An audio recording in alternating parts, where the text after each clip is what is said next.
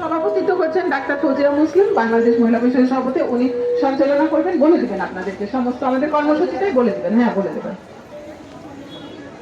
সব ইনফরমেশন আপনারা পেয়ে যাবেন, কিছুক্ষণের মধ্যে আমাদের এই অনুষ্ঠান শুরু হবে। ডাক্তার ফজিয়া মুসলিম আমাদের সভাপতি। হ্যাঁ, এখানে তো রেখা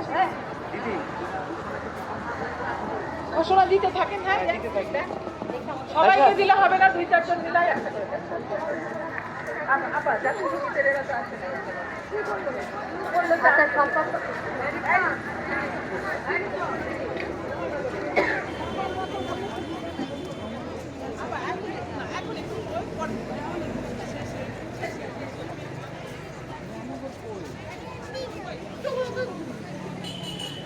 মহানগরের রসখানা অথবা প্রবণতা পৃষ্ঠে আকর্ষণ করছি। ঢাকা মহানগরের রসখানা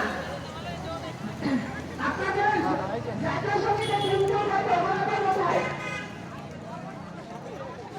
আর জাতীয় সঙ্গীতের দিন চলে আসছে, আমরা কিন্তু বেশিক্ষণ অপেক্ষা করতে পারছি না। আমাদের 3টায় শুরুর কথা ছিল, আমাদের অলরেডি 3:10 বাজে। ইঞ্জিনিয়ার্স ইনস্টিটিউট আমাদের একটা গেট আমরা অকুপাই করে রেখেছি, আমরা একটু দ্রুতই ছেড়ে দিতে হবে।